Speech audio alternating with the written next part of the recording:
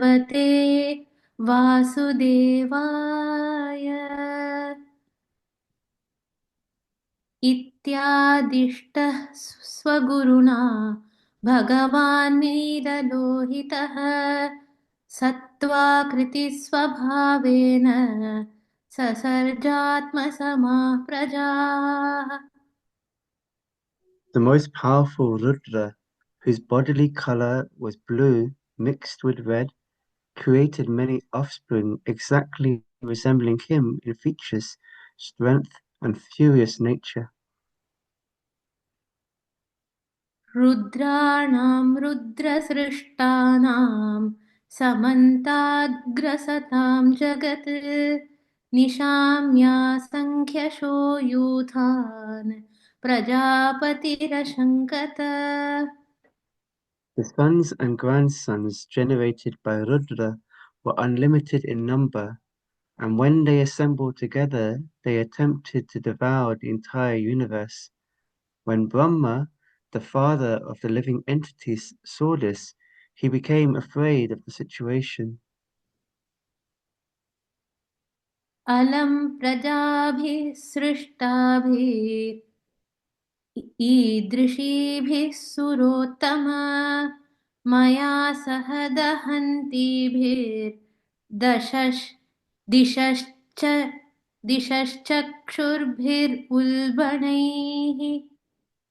Brahma told Rudra, O best among the demigods, there is no need for you to generate living entities of this nature. They have begun to devastate everything on all sides with their fiery flames from their eyes, and they have even attacked me. तप आतिष्ठ भद्रं ते सर्वभूतसुखावहं तपसैव यथा पूर्व सृष्टा विश्वमिदं भवान्.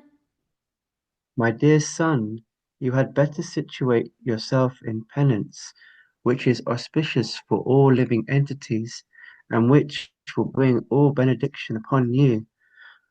By penance only shall you be able to create the universe as it was before.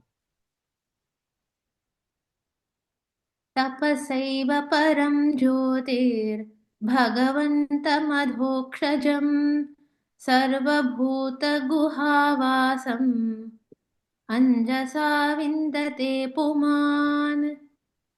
By penance only can one even approach the personality of Godhead, who is within the heart of every living entity, and at the same time beyond the reach of all senses.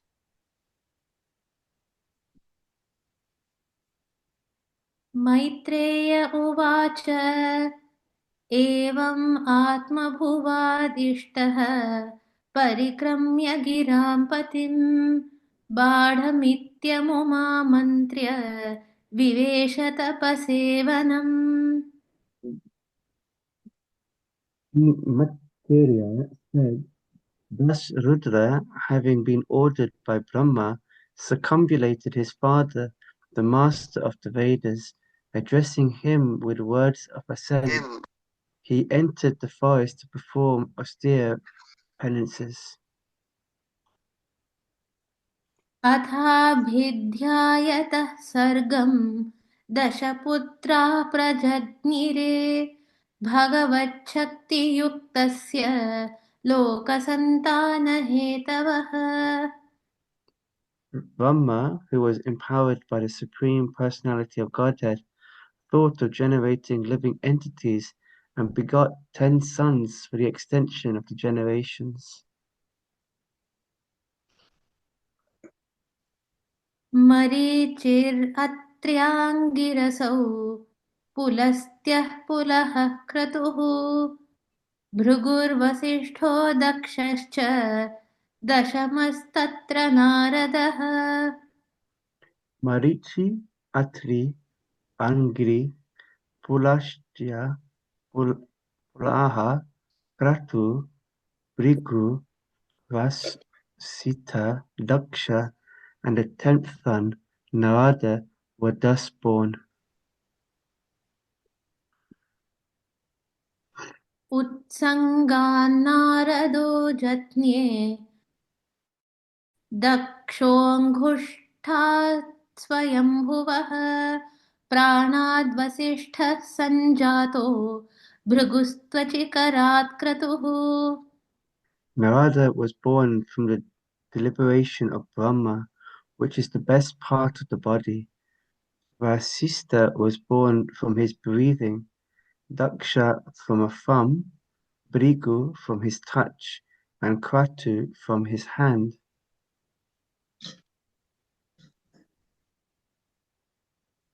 पुलहो नाभितो जज्ञे पुलस्त्यः कर्णयोर्ऋषिः अङ्गिरामुखतोक्ष्णोत्रिर्मरीचिर्मनसोऽभवत्.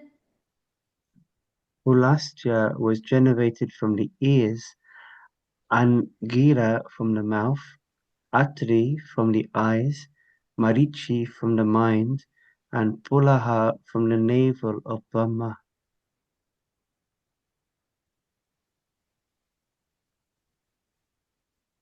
धर्मस्तनाद्दक्षिणतो यत्र नारायणः स्वयम् अधर्मः पृष्ठतो यस्मान् मृत्युर्लोकभयङ्करः. Religion was manifested from the breast of Brahma, wherein is seated the Supreme Personality of Godhead, Narayana, and irreligion appeared from his back, where horrible death takes place for the living entity.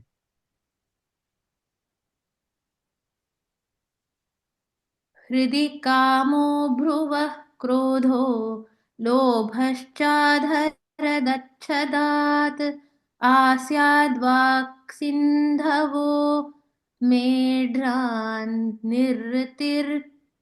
निर्वृतिः पायोर्रघाशयः.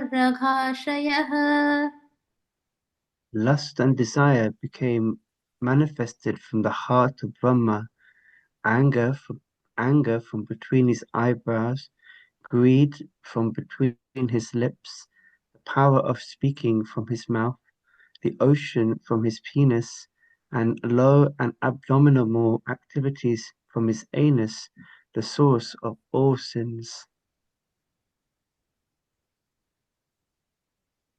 छायायाः कर्दमो यज्ञे देवहूत्या पतिः प्रभुः मनसो देहतश्चेदं जज्ञे विश्वकृतो जगत्. Sage Kardama, husband of the great Devahuti, was manifested from the shadow of Brahma. Thus all became manifested from either the body or the mind of Brahma.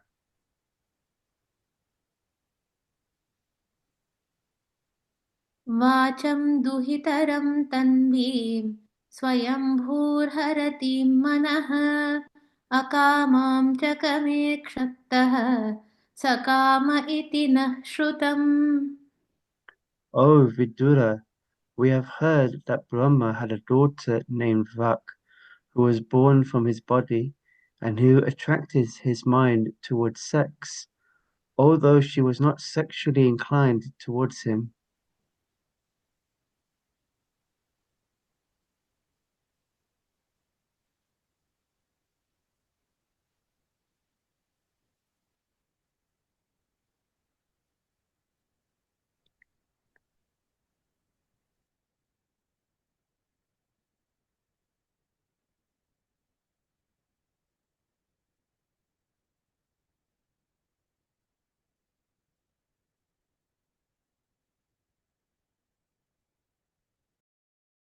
Hare Krishna, Shruti Mataji, you are muted. Please unmute. Hare Krishna Mataji, thank you. Thank you for the opportunity.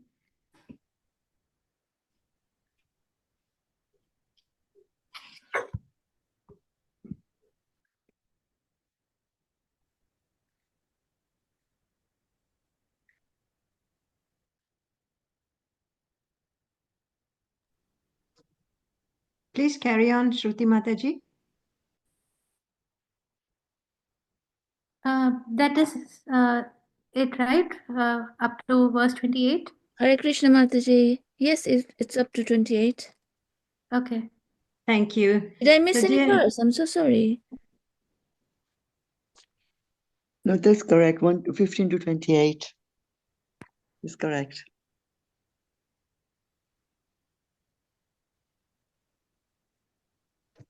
so, dear devotees, Hare Krishna.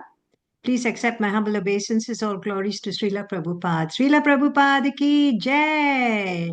Very beautiful recitation, Shruti Mataji. So nicely recited the Mataji, Sanskrit all glory to verses. the Lord. Hari Bol, and also to Krishna Gopal Prabhu. Very nicely recited. Thank you. So I'm just looking at the list of participants. I don't think Mamta Mataji has joined us yet. She'll be facilitating tonight. I understand that Jyoti Mataji is giving her a call now. So, dear devotees, while waiting for Mamta Mataji to join us, I'll recite the Mangala Charan prayer. You can all recite with me behind muted mics. Let's put our hands together, dear devotees, and let's pray very sincerely to their lordships.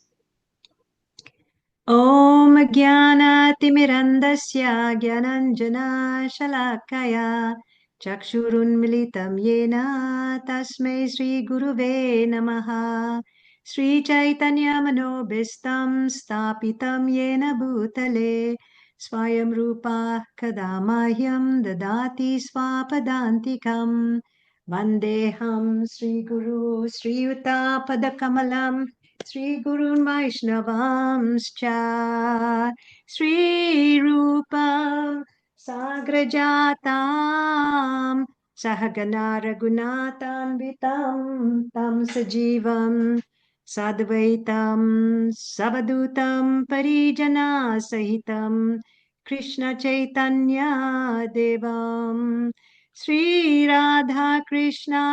श्रीराधाकृष्णपदान् सहगना Lalita श्रीविशाखान्वितांश्च हे कृष्णा करुणा सिन्धु दीनबन्धु जगत्पते गोपेशा गोपिका कान्ता राधाकान्ता नमोऽस्तु ते तप्त काञ्चना गौराङ्गी राधे वृन्दावनेश्वरी वृषभानुसुते देवी प्रणमामि हरिप्रिये वञ्चकल्पतरुभ्यश्च कृपा सिन्धुभ्य एव च पतितनां पावनेभ्यो वैष्णवेभ्यो नमो नमः जय श्री कृष्ण चैतन्य प्रभु नित्यानंदा श्री अद्वैता गदाधर श्रीवासदि गौरा भक्तवृंदा हरे Krishna Krishna Krishna Hare Hare Hare Rama Ram Ram Hare Hare Hare Krishna. Thank you very much. So let me do a quick check to see if Mamta Mataji has joined us. I'm afraid not. Okay, what we'll do, dear devotees, is to read the verses that Mamta Mataji will be discussing later on. And today we are reading verses 26 to 29. So, Jyoti Mataji, would you mind scrolling down to verse number 26, please? And I'll ask some volunteers who would like to read the Sanskrit and the translation, please. Any volunteers? Hare Krishna. Mataji, Mamta Mataji needs 5 minutes, but she wants to hear the verses. So, can we wait for her to join, please? She's just on the motorway. Oh, I see. So, She does that didn't know mean that it's about how she didn't know she's facilitating, but she's just looking for parking somewhere I see? and she'll join. Should we read the not read the verses then while waiting for her to join us? No, she wants to be there so that she can hear the verses, so then Okay. she knows what to talk Okay. about. That's fine. That's fine. Yeah. Maybe we can just do the synonyms. How about that? Let's do the synonyms. Anyone would like to read the word for word synonyms?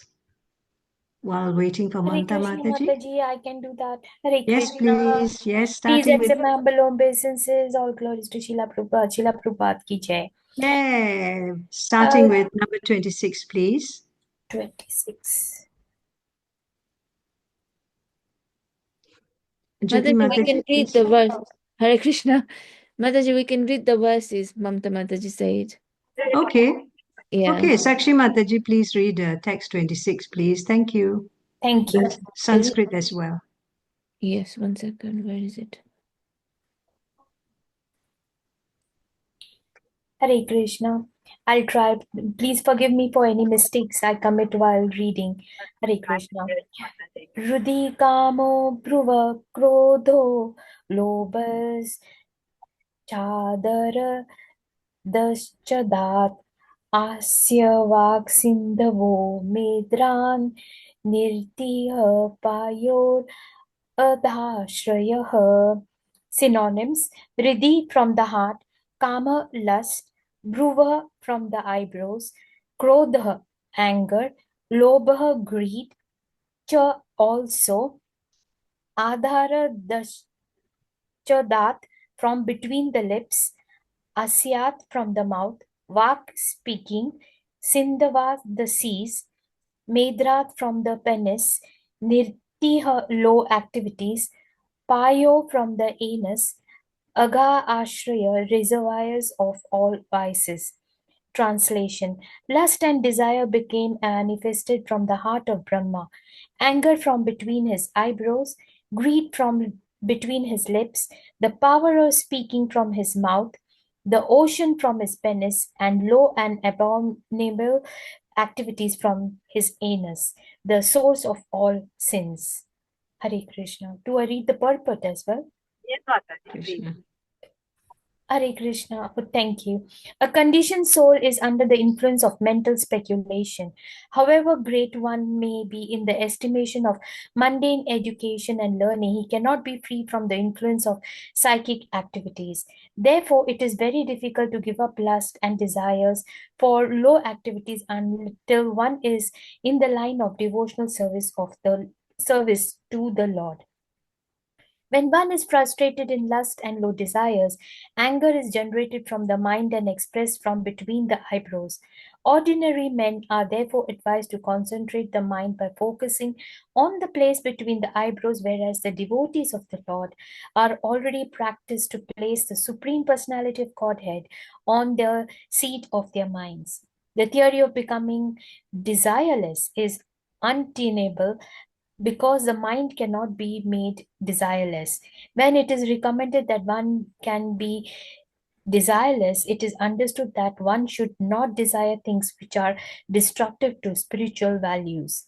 The devotee of the Lord always has the Lord in his mind, and thus he does not need to be desireless because all his desires are in relationship with the service of the Lord.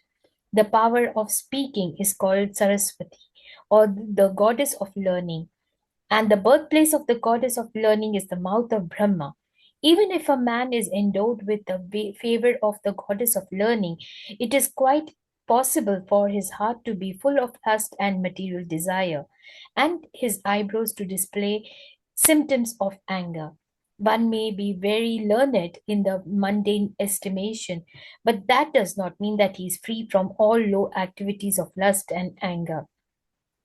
Good qualifications can be expected only from a pure devotee who is always engaged in the thought of the Lord or in samadhi with faith. Hare Krishna. Thank you, Mataji, for giving me the opportunity. Please read the next verses of Sanskrit. If any other devotee would like to take the chance, ma'am. Yeah, no. Hare Krishna. Thank you for giving me this opportunity. Thank you. Hare Krishna. Can somebody else read? May I read it? Yes, now please to the next one. Thank you so much. Hare Krishna. छायायाः कर्दमो यज्ञे देवहूत्याः पतिः प्रभु मनसो देहतश्चेदं यज्ञे विश्वकृतो जगत् छायायाः by the shadow, Kardamuni, Jagne become manifested, Devahutya of Devahuti Pati, husband, Prabhu, the master, Manasa from the mind, Dehataha from the body, Cha also, Idam this, Yagne developed, Vishwa the universe, Krata of the creator, Jagat cosmic manifestation. Thank you. Perfect. Yes, can you go up, please? Thank you. Sage, if you bring it down a bit. I'll read the translation first and then the purport. Sage Kardam, husband of the great Devhuti, was manifested from the shadow of Brahma. Thus, all became manifested from either the body or the mind of Brahma. Purport. Although one of the three modes of material nature is always prominent, they are never represented unalloyed by one another. Even in the most prominent existence of the two lower qualities, the modes of passion and ignorance, there is sometimes a tinge of the mode of goodness. Therefore, all the sons generated from the body or the mind of Brahma were in the modes of passion and ignorance. But some of them, like Kardam, were born in the mode of goodness. Narada was born in the transcendental state of Brahma. Hare Krishna. Hare Krishna, Mataji. The next one, please. Hare Krishna, Mataji. Anybody else? Can I read? Hare Krishna, Mataji. Hare Krishna, Mataji. Yeah, I can read. Please, Mataji, please go ahead. Okay.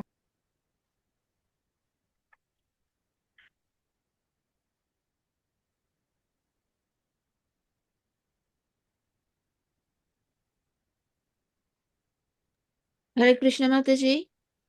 Hare Hare Krishna. Sorry. Please, could Sorry. you read? I was muted. Sorry. Okay. Vacham duhitaram tanvim swayam vibhurharatim mana akamam jakme shattaha so sakama iti na shrutam.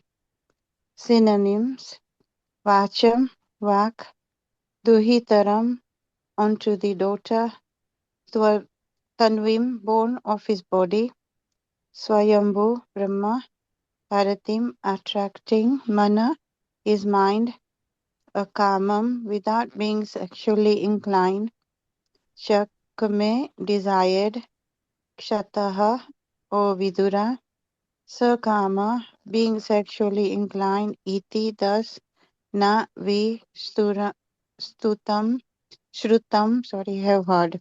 Translation. O Vidura, we have heard that Brahma had a daughter named Vak, who was born from his body and who attracted his mind towards sex, although she was not sexually inclined towards him. Purport. Balavan Indriya Gramo Vidvamsam Api Karsate. Bhagavad Gita or Bhagavatam 9.19-17. It is said that the senses are so mad and strong that they can bewilder even the most sensible and learned men. Therefore, it is advised that one should not indulge in living alone even with one's mother, sister, or daughter. Vidvamsam api karsati means that even the most learned also become victim of the sensuous urge. Maitreya hesitated to state this anomaly on the part of Brahma, who was sexually inclined to his own daughter. But still, he mentioned it because sometimes it so happens, and the living example is Brahma himself, although he is the primeval living being and the most learned within the whole universe. If Brahma could be a victim of the sexual urge, then what of the others who are prone to so many mundane frailties? The extraordinary immorality on the part of Brahma was heard to have occurred in some particular kalpa, but it could not have happened in the Kalpa in which Brahma heard directly from the Lord the four essential verses of Srimad Bhagavatam, because the Lord blessed Brahma after giving him lessons on the Bhagavatam, that he would never be bewildered in any kalpa whatsoever. This indicates that before the hearing of Srimad Bhagavatam, he might have fallen a victim to such a sensuality, but after hearing Srimad Bhagavatam directly from the Lord, there was no possibility of such failures. One should, however, take seriously note of this incident. The human being is a social animal, and his unrestricted mixing with the fair sex leads to downfall. Such social freedom of men and women, especially among the younger section, is certainly a great stumbling block on the path of spiritual progress. Material bondage is due only to sexual bondage, and therefore unrestricted association of men and women is surely a great impediment. Maitreya cited this example on the part of Brahma just to bring to our notice this great danger. Hare Krishna. Hare Krishna, Mataji. Do we have another one more verse, Mataji? Hare Krishna. Yes, Mataji, until number 29. Would you like me to read? Yes, Mataji. Let's finish up all the four. Thank you. Luckily I've come to a place where I can at least listen. Yes, Mataji. Okay. So, Jyoti Mataji, are we seeing verse number 29 now? Yes, you are. Yes, Mataji, 29. Thank you. Tam adharma kratamattim vilokya pittaram sutaha marichi mukhya munayo visrambhat pratyabodhayan. Translation: Thus, finding their father so deluded in an act of immorality, the sages headed by Marichi, all sons of Brahma, spoke as follows with great respect. Purport: The sages like Marichi were not in the wrong in submitting their protests against the acts of their great father. They knew very well that even though their father committed a mistake, there must have been some great purpose behind the show. Otherwise, such a great personality could not have committed such a mistake. It might be that Brahma wanted to warn his subordinates about human frailties in their dealings with women. This is always very dangerous for persons who are on the path of self-realization. Therefore, great personalities like Brahma, even when in the wrong, should not be neglected, nor could the great sages headed by Marichi show any disrespect because of his extraordinary behavior. Hare Krishna. Thank Hare you. Krishna, Mataji. Thank you so much. It's absolutely wonderful that you all read the verses. I'm really grateful. I'm so sorry. My apologies, but I think we're here now, so we're good. But you'll have to please forgive me for any mistakes, because obviously I've just come spontaneously here, totally oblivious. That's okay, Mataji. I've read the Mangalacharan already. So over to you now. Thank you. Thank you so much, Mataji. We are doing Canto 6, Canto 3, and which chapter was this one, Mataji? 26 to 29. No, which chapter? Chapter 12. Canto 3, Chapter 12. Chapter 12. Okay, thank you, Mataji. Let me just get the paper. Yeah. Okay. So it's so interesting to see how it was all. I mean, how it shows how Brahma, who is the supreme, again, supreme being, first being in this whole world, is also able to fall into the vices, the vices of, even though he's created everything, he still could not control his senses. Imagine such a powerful being could not control his senses. What to talk of human beings like us? Isn't it so difficult to control the senses? But still, I must tell you, all the devotees over here who we see, I mean, they are so great. That is why they say Vaishnava devotees are on the topmost, because we are made to go through those 4 principles, of which if we abide by it, then hopefully your senses can be controlled. But there are lots of other senses which we need to keep under control, which we are so difficult to know to do. And especially, I mean, it can be difficult for both brahmacharis and grihasthas and any human being, basically, because of some can have increased appetite, some can have increased lusty behavior, some can have ego, some can have anger, some can have greed, some can have envy. I mean, everything is a vice. So, but imagine, I mean, for Brahma, out of the anger came Rudra, and then when Rudra became very, very, very powerful, then obviously they had to again go back to personality of Godhead and see how that could be curtailed. Now, women is one of the main thing they always say to keep away from women. There was a verse in which when Indra will try to, please correct me if I'm wrong, when Indra will try to, is it Indra who will try to kill all the Rudras? But then he doesn't, even though it is wrong, he will try to take in the reactions. Normally we would not like to react, but he'll take in the reactions and then he distributes it among 4 things. Is it in here we come up, Mataji? Somewhere it has been before, where one of them will be women and one of them will be earth and then one will be the water and the other one will be the trees. I hope this is somewhere I read before, where he distributes these 4 things, like for taking the sins, and out of which women have to go through this thing in the form of having their monthly periods where they are, I mean, it is most inconvenience and supposed to be a sinful period, that I had to say. Where was that gone from? From where I read it? Hare Krishna Mataji. This Yes. is when Indra killed his guru Vishwarupa. Guru, okay. Yes, yes. Okay, it is Guru. Thank you so much. Somewhere I read that. Okay. Now, I'm just the context of women, of the desire of how people will say stay away. When in every texture they will say stay away from women, stay away from women. We always also think like because it is written by men, is it because they say it is women? But then what happens with the opposite sex? If the women are there, are they supposed to stay away from men? So basically, anything which makes you lustful or makes you desire the other person, you have to be away from it.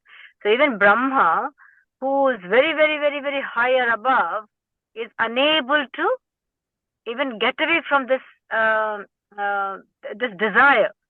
So imagine what we are. And when we look at these verses, this present, thank you so much, Indra Mataji, for just correcting that. So when we see over here, we did from verse 6, right? 26. So lust and desire became manifested from the heart of Brahma. Yeah. So again, when we see why did it come from the heart? So every organ has been given one a sense. So how religion came from the breast of Brahma, whereas irreligion came from the back, and whereas death will come from where horrible death takes place for the living entity, from the back, whereas lust and desire became manifested from the heart of Brahma. That is where you feel it most, isn't it? When you desire something, you yearn for it, and you really feel like I want that, and then if you start crying or you feel very emotional. So that is how it links in so nicely with how the desire comes from the heart. And when somebody is angry, first thing you see is the face. You don't see whether what sex it is. It's a child or an adult or a man or a woman. You always see the anger comes in the face itself, and between the eyebrows. First thing you'll comment is you will see, oh my God, he looks very angry, because when first thing he'll do is he will raise his eyebrows, or he will try to narrow his the brow, the between the eyebrows. And so over here it says greed comes from lips. So somebody is very greed is it's the way how you greed. I mean, for hunger we can say, like, somebody, you're supposed to have only 2 plates of two rotis, but your stomach will not be able to. You need more, so you. I don't. This is physically I'm trying to say, but it is the lips which is the one which comes from which causes the greed, and power of speaking from his mouth. I hope I'm reading the same verse. 29th I'm supposed to read. Just reading a couple of verses. And the ocean from his penis, and low and abominable activities from the anus, the source of all sins. So when you see that, how any activities from the anal, from the back passage, is the one we always say it is sinful. So in Indian customs, I mean, it is only in the Western world that usually toilets are, example I'm giving, the toilets are in the house. In the olden eras, the toilet would never be in the areas where you cook and where you live. It used to be far away. It's not that because they can't make toilets, but one of the reasons was it was not meant to be pure. So that is why it was kept away from the house. But now it has all changed. It's all Western world has come into to the India also, and then you have your toilets, and plus we are in this Kali Yuga where it all got mixed up, I think. So we have the toilets literally next to the kitchen, and in UK the toilets are just above the kitchen. It's really very, very funny actually, but that's how it is. You can see how you link it up with things. Now, Sage Kardama, all of us know Kardama Muni, but again, he's wow. You have really lots of stories from Kardama Muni, and he was manifested from the shadow of Brahma. So any part of Brahma was made into was giving birth to a particular person. I mean, from every part of, even the shadow also had importance of here. So and this is what every sense of Brahma became manifested into some living being. So over here, what does the sage Kardama Muni, when he was born, it was said that even in the most prominent existence of 2 lower qualities, the modes of passion and ignorance, there is sometimes a tinge of the mode of goodness. So therefore, all the sons generated from the body or the mind of Brahma were in the modes of passion and ignorance, but some of them, like Kardama, were born in the mode of goodness. So Narada was born in the transcendental state of Brahma. So depending upon which mode of among the 3 modes, those people develop those qualities. So you see how Narada Muni became so transcendental, and so also Kardama Muni, because they were born in the mode of goodness, whereas people who were born in the mode of passion will be like they will be having all the rajas qualities, and they'll be more hardworking, or like warriors, and those in the mode of ignorance will be very ignorant people. Well, I think there might be so much of tamas in them that they would be involved in religion activities. I think religious activities maybe. So thus finding the father and so what happened was, then again in 28th verse, then you will find that my God, he gets attracted to his own daughter called Vak, and the Vak, she was born from his own body. That is, and his mind could not stay away, because maybe she was so beautiful, or maybe his mind was a bit low. Maybe he must have been in rajas or in tamas mode. So he felt attracted to his own daughter, even not knowing that he's just thinking her as another being, and therefore totally you'll never even expect. But then you see how people, this is one example of how even Lord Brahma, obviously a transcendental being, being attracted to his own daughter. But now when you see in this modern world, Kali Yuga, you see there's so much of incest in the families. in the houses. And also people are they are attracted to their own children, some of them. In some of the places where you find stories where they're getting married to their own children or their own parents or something, is really ridiculous how this Kali Yuga is becoming. But incest has been happening a long time in most of the families. And why should it happen? Because they can't control the senses. And it becomes so difficult for the children to be amongst the people who they trust.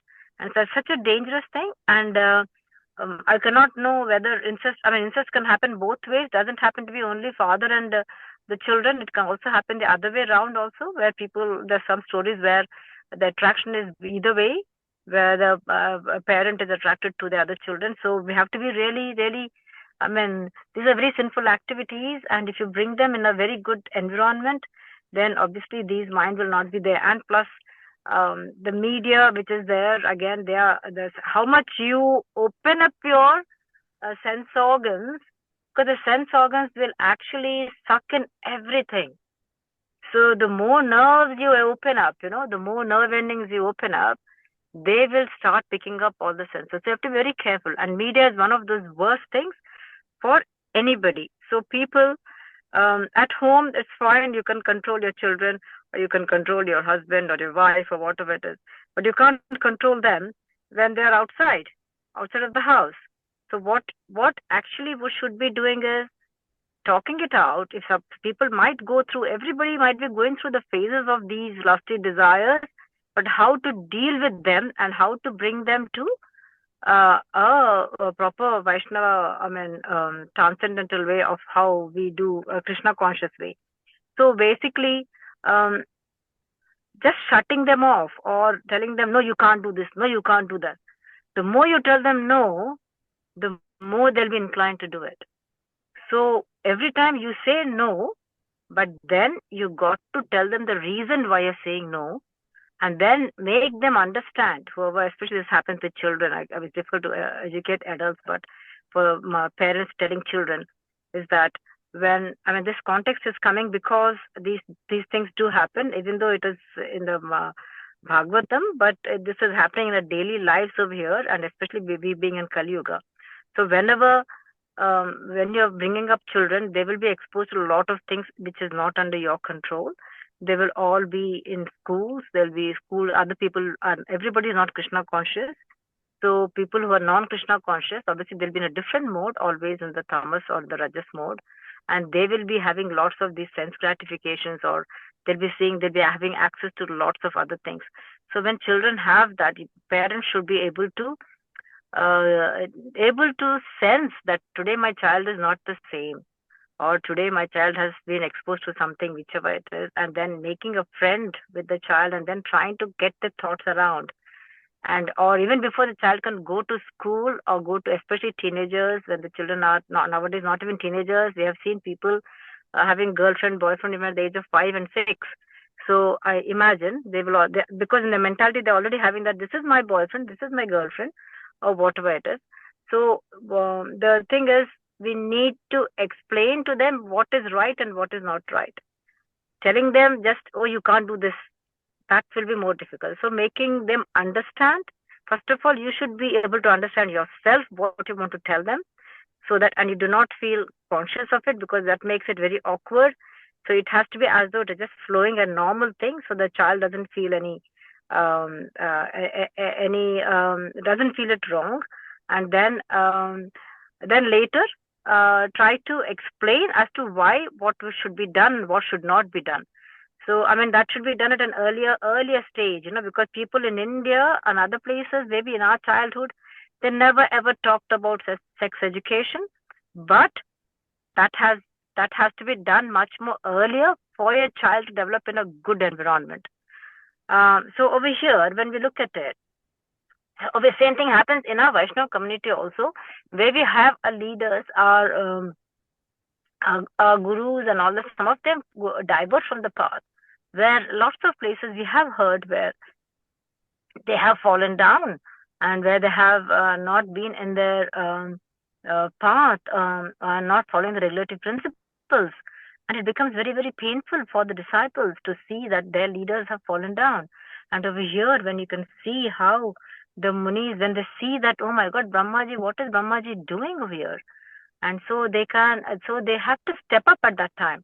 It is not disrespectful to step up and say that your leader or your teacher is not in the right path, because that is why we have the scriptures will guide us all the time to tell us what is right and what is wrong. So over here, when we see that how Brahmaji was being doing the wrong things, then obviously the sages did tell, and that was not supposed to be wrong. So over here in the purport of this one is Balavan Indriya Gramo Vidvamsam Api Karsati. That is in Bhagavatam 9th canto 19th verse and 17th, and in chapter 17th verse. It is said that the senses are so mad and strong that they can bewilder even the most sensible and learned man. Therefore, it is advised that one should not indulge in living alone even with one's mother, sister, or daughter. Vice versa, because this is for men, okay? But when women are there, the opposite, with the son, with the brother, or with the father. So, Vidvamsam api karsati means that even the most learned also become victims of the sensuous urge. Maitreya hesitated to state this anomaly on the part of Brahma, who was sexually inclined to his own daughter, but still he mentioned it because sometimes it is so happens. And the living example is Brahma himself, although he is the primeval living being and the most learned within the whole universe. If Brahma could be a victim of sexual urge, then what of others who are prone to so many mundane frailties? So this extraordinary immorality on the part of Brahma was hard to have occurred in some particular kalpa. But it could not have happened in the kalpa in which Brahma heard directly from the Lord the 4 essential verses of Srimad Bhagavatam, because the Lord blessed Brahma after giving him lessons on the Bhagavatam that he would never be bewildered in any kalpa whatsoever. So this indicates that before the hearing of Srimad Bhagavatam, he might have fallen a victim in such sensuality, but after hearing Srimad Bhagavatam directly from the Lord, there was no possibility of such failures. One should, however, take serious note of this incident.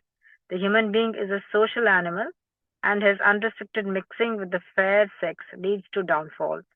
Such social freedom of man and woman, especially among the younger section, is certainly a great stumbling block on the path of spiritual progress.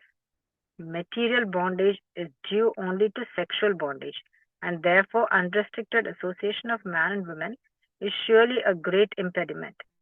Maitreya cited this example in the part of Brahma just to bring to our notice this great danger.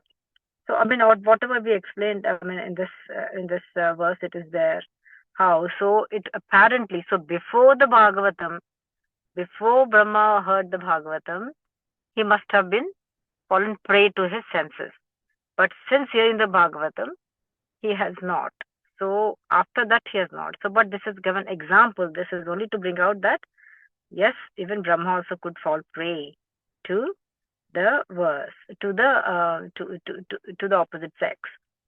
Now coming to the obviously thus finding the father so deluded in an act of immorality, the sages headed by Marichi, all sons of Brahma, spoke as follows with great respect. As we said before, even if it is your son, or even if somebody is younger than you, or somebody is in a different class than you, if they think that their leader is going in the wrong direction, it is not disrespectful to tell them that they are doing something wrong.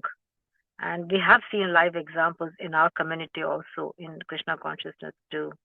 They have been, but I do not know the names, but I know that there have been a couple of gurus who have actually fallen. But sometimes you feel that's why coming into Krishna consciousness, you should not run away and come from things. You should take your time and then settle in, rather than just coming and then going to a level and then afterwards you just fall down. That is not right, Slow and steady wins the race. Like how you have the hare and the tortoise, the hare literally runs and then he goes off to sleep. Whereas the tortoise is going slow and steady and slow and steady. So we should go into Krishna consciousness slow and steady.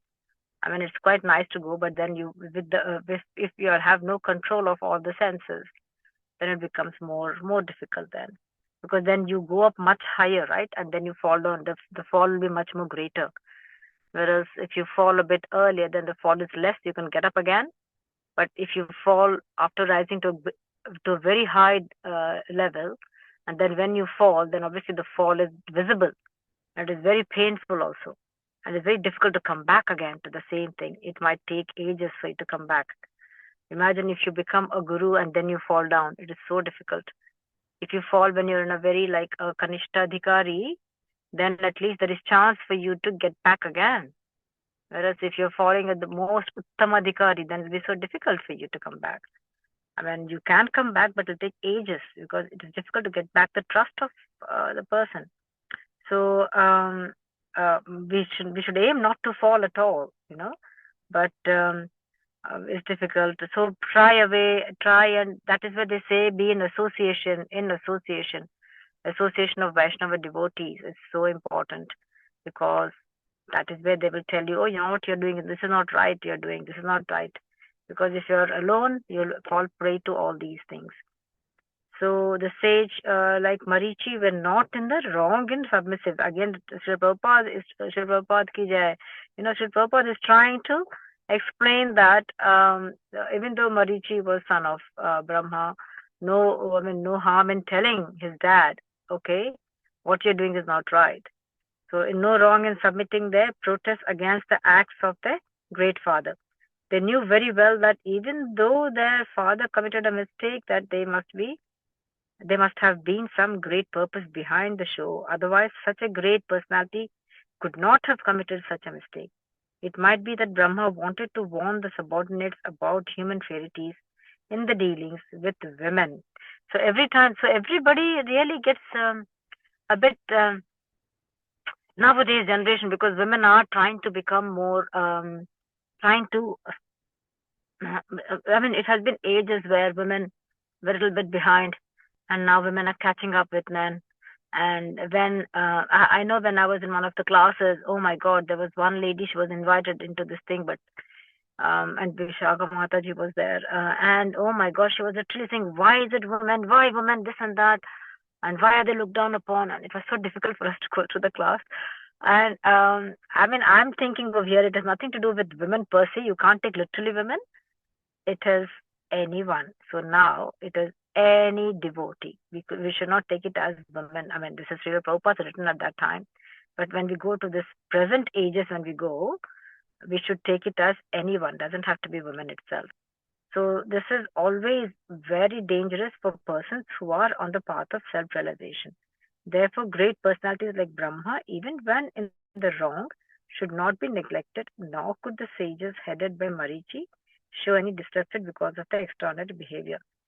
So again, we learned that whatever, but we have to understand that how powerful these senses are. You know, the senses make you what you are. So if you are, it's like the story we said, like about the black wolf and the white wolf. There's a story which there'll be a conversation between the grandfather and the grandchild. A grandfather will be telling a story about two wolves fighting with each other, and the grandchild will ask which wolf won, and the grandfather will say the one you feed the most. So if you feed anger, if you feed lust, if you feed all these desires, those will win. If you feed Krishna consciousness, if you feed the four regulative principles, if you feed detachment, if you feed your Krishna consciousness or the devotee worship, prayers and devotee worship and doing a japa and chanting and reading all this Bhagavatam, that wolf wins. So we have to really weigh down, you know, it is like in your day, in your daily routine, how much of work you're doing is Krishna conscious and how much of it is not. And how much of your time you're spending with alike people, you know, like alike. So you will know who you are with. When you know, if you're with Krishna consciousness people, then you'll rub off their qualities into you, or the good qualities. But if you're with the non-Krishna conscious people, they will rub off theirs also with you. So it'll be so difficult for you. So depending upon the proportion of people you meet, those qualities will develop in you. So the more percentage of people, the Krishna conscious people you are in association with, so you will rub all the good qualities. The more non-Krishna consciousness people you will meet, you will have all the non-Krishna conscious qualities in you. So then you will be battling such a lot. So try to make the devotee association maximum 100% if you can all the time. I mean, people are so lucky they're born into Krishna conscious family and they don't have to go to work and meet non-Krishna conscious people. They can just directly attach to the temple or be among the group. That is the best. But can all of us be in that situation? I'm not sure, because we all have to earn a living. So we have to do the thing, but try a level best to be Krishna conscious and everything.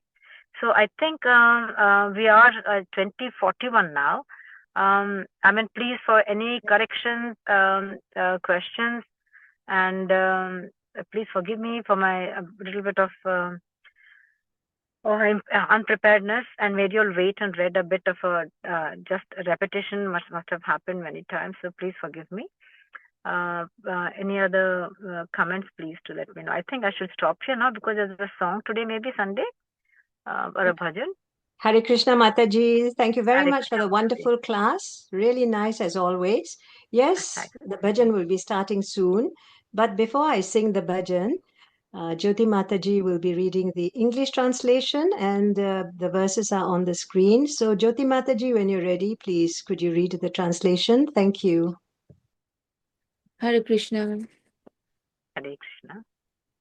He whose name is Krishna and whose abode is Gokul, unto such a supreme personality of Godhead, I offer my most humble obeisances again and again. He whose mother is Yashoda and whose father is Nandaji, unto such a cowherd boy named Gopal, I offer my most humble obeisances again and again.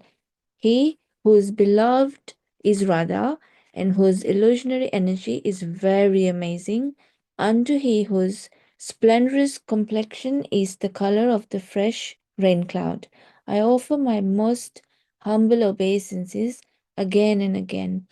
He who sneaks around to steal yogurt and butter, then hides to eat it, and who tends the cows in the company of his cowherd boyfriends, unto he who is the reservoir of playful pastimes, I offer my humble obeisances, my most humble obeisances again and again.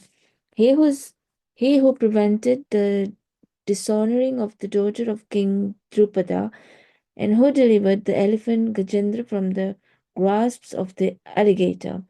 Unto he who is the abode of all compassion, I offer my most humble obeisances again and again.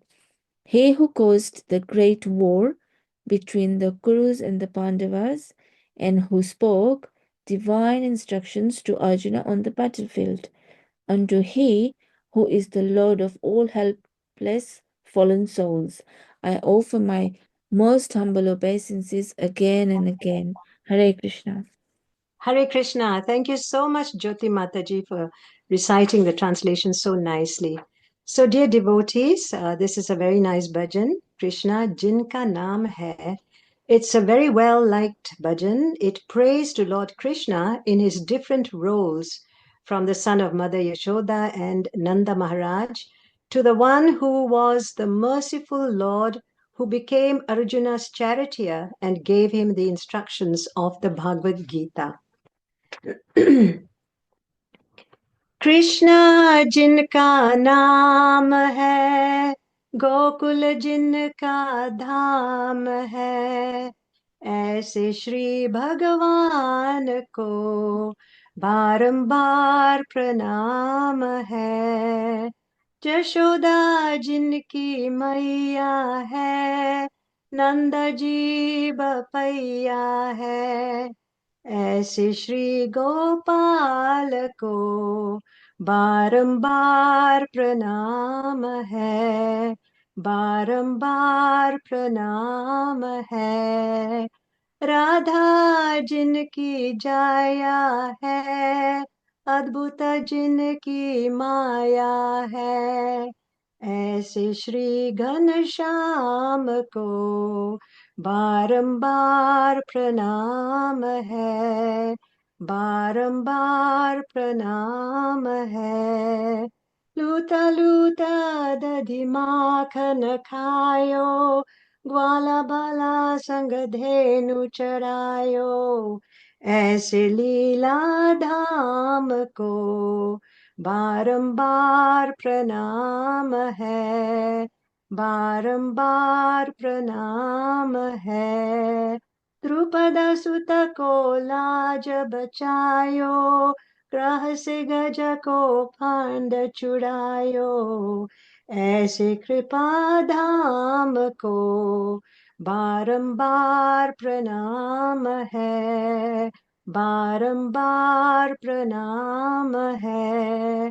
कुरु पांडवा को युद्ध मचायो, अर्जुन को उपदेश सुनायो। ऐसे दीनानाथ को बारंबार प्रणाम है, बारंबार प्रणाम है। कृष्णा जिनका नाम है, गोकुल जिनका धाम है। ऐसे श्री भगवान को बारंबार प्रणाम है, बारंबार प्रणाम है। कृष्णा जिनका नाम है। हरे Krishna. Thank you. Really amazing, Mataji. Thank you so much. Very, very beautifully sung, Very Mataji. good. Absolutely wonderful. This is, I know I heard this song before, but absolutely loved it. Thank you so much. All glories to Srila Hare Prabhupada. Thank you. Prabhupada. Krishna. Prabhupada ki jai. Hare Krishna. So please, the floor is open now for any comments and corrections, please. Hare Krishna, everyone. Thank you so much, Shri Mataji. Very beautiful bhajan. That is one of my favorites. Thank you. So today you spoke, Mamta Mataji. We read these verses, and we got a very great lesson here. The Lord, He uses His devotees to give us examples, even good or bad. Good examples. We have so many good examples in Bhagavatam, but bad example also. He uses Indra so many times. In so many past times, Indra is being the bad guy. And here he's using Brahma. Why? Why he's using his own devotees to give this, just to teach us so that we don't. He said, this person, like this devotee doing good, this is you should be doing. And this devotee doing bad, that we should not be doing. That's why the Brahma and Indra and many others have been used in Bhagavatam just to give us any lesson. We also see that his sons, the great sages, address these issues immediately. Why? Why they address the issues immediately? Just to correct their father. Plus, that is like conflict resolution. If we don't do this, that is when it started, not now. Conflict resolution is not something that you in our job places or whatever. It started then. If we don't address the issue right now, we let it go, then what will happen? That will have impact on the whole society. Plus, if we don't address the issue on time, we keep quiet. That's most of the time what happens. It gets stored in our subconscious. And not only once, every time we'll have a tendency, okay, let it go, let it go. So the issues will be stored in our and one day what will happen? What will happen one day? We keep like assimilating so much, and one day everything will come out, will burst out. And that will be very, very bad, right? And the worst part is if we don't like address the issue in this lifetime, we'll come back later in this material world again to deal with the same issue, with the same people. We will come as our family members, and then what will happen? We will not be able to deal as properly with them because we think, okay, this is my son, this is my daughter, I cannot argue with them. We will have to let go again. This is how we come back again in the circle of birth, death again, because the issue has not been the conflict was there. The issue is still ongoing, and we are thinking, okay, we let go, we keep quiet, don't say anything. Even among devotees, there are conflicts, but we have to know how to address. We have to take a low position, like, okay, I have noticed something which is wrong, so please can we resolve this issue? Please, if we don't do things like that, we are coming again, and here what are we doing? We are trying to elevate ourselves. Yeah, I mean, I do agree, Mataji. What I want to say also when bringing about this context, do you remember, all of you remember the story of how this mother and the child from one day from the school gets a pencil, and then the next day gets something else, and another day mother doesn't correct him, mother doesn't say anything. And then the later, when there will be a stage when the child will actually rob something very big, and then he will be basically given death sentence. That he'll be hanged, and then they will ask him, what is it for last wish? What would you like? He would say, I would like to meet my mother. And when the mother will come, that time I'm sure all of you know the story. When the mother comes, and I want you to whisper something into your ear, he will say. And then the mother comes closer, and then he basically bites the ear. And she will say, why did you do that? She said, well, you didn't correct me from childhood. Had you done that to me when I was a child, corrected me as a child, I wouldn't have been in the stage. And so the example again, Mataji, is very nicely explaining over here, is that when you realize that, I've told many times before also, the first time when we do something wrong, your inner soul doesn't allow you, it becomes restless. And actually it gives a warning saying that something is not right. And if you ignore that, then it becomes like your body will start reacting differently now. Then it will not react anymore. Or it will not become very scared, or the adrenaline will not start pumping, and your heart will not beat faster, because you'll get used to. So as sometimes when we see like somebody keeps on telling lies, there'll be a point when the lie becomes the truth for that person. So when the early time, when we realize that our sense grad, because everybody is pure in the beginning, it's only later when you get exposed to lots of senses, you become adulterated. You become mixed with wrong and right senses. Again, I said the proportion. If you have lots of wrong things coming in, the wrong things becomes majority, and that becomes the truth. So over here, if you realize that your sense gratification, you're being attracted to somebody. For example, we're talking about attraction and lust and desire in this particular verses. So if you're finding yourself attracted to somebody else, is that right attraction going on? To Krishna, of course, we can be attracted, but to some other materialistic person, is that right? I mean, a person who's already married, is it right for them to get attracted to another person? Or a person who is, I don't know, I mean, should I say, wrongly being attracted to some other, so attracted to a child, or attracted to a relation of yours or something. The first time when the feelings come, when you say, am I doing the right thing? I'm sure there's always that fear and the scariness and everything. When something does something wrong, then that is the time you should cut it down. And if you do not cut it down, then obviously things go on so much that you will not realize what is right and wrong. And what you do will be thinking you'll be right, and then you'll be fighting against the whole world to make what you think is right. What you think is right. And this is what happens most of the time with teenagers, because that time the hormones are ripe and they feel they are invincible, but they do not have the experience.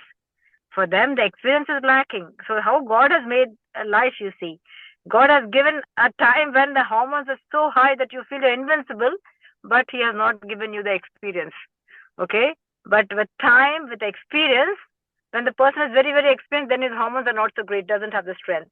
So this proportion is there, so that if you have all of that, then you become the most powerful person, more powerful than Indra then.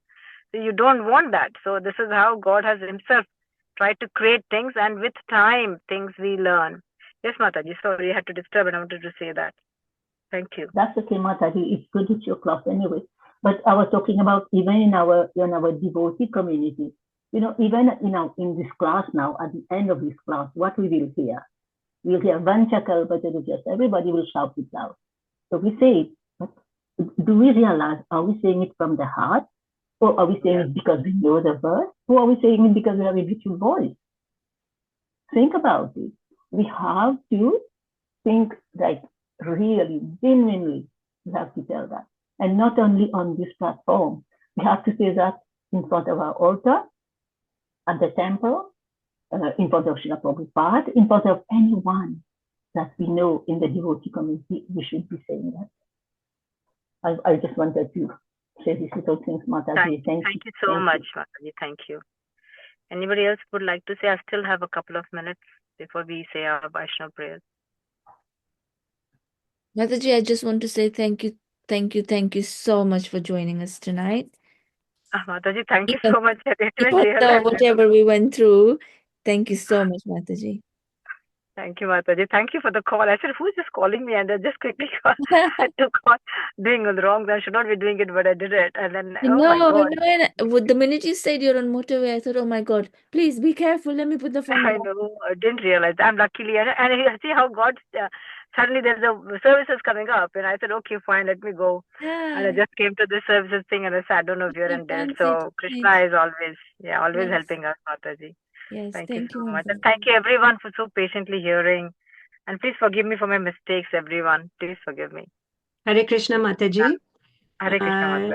In the final moment of our class, can we all put our hands together and pray for all the victims of the atrocious attack in Kashmir and also in Vancouver?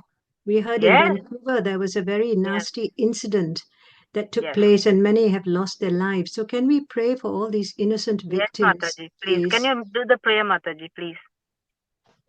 Can you do the prayer, Mataji? Yes. I will just say the prayer that I normally say.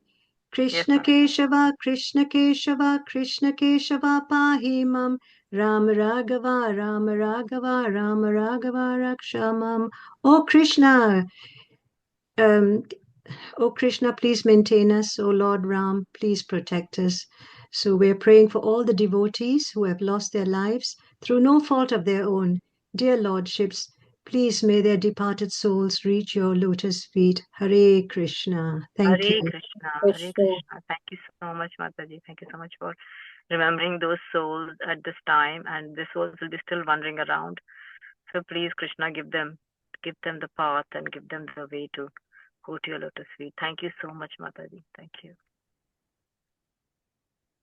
Please keep us. We have to actually do a chant. Everybody, maybe we should chant one round maybe tomorrow or something for these victims and for all the atrocities going on in the whole world, because it will become more and more, and we need people, we need devotees who can really help those souls, to get them back into the right way.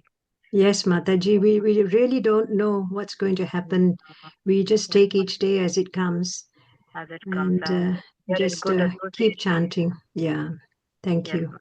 Thank you so much. Thank you. Let's do a Vancha Kalpatarubhyasya prayers, please. Let's pray very sincerely now. Vancha kalpatarubhyascha kripa sindhubhya eva cha patitanam pavanebhyo vaishnavebhyo namo namaha. Anantakoti Vaishnav Vrinda ki jai. All glories to the assembled devotees. Hare Krishna. All glories, all glories to Sri Guru and Sri Gauranga. All glories to Srila Prabhupada. Srila Prabhupada ki jai. Guru Maharaj ki jai. Hare Krishna. Thank you, everyone. Hare Krishna. Thank you, Mataji. Thank you, Mataji, for the nice class. Hare Krishna, everyone. Thank you, Mataji. Thank you, Mataji. So Hare much. Krishna. Mataji. Hare Thank you so Krishna. much.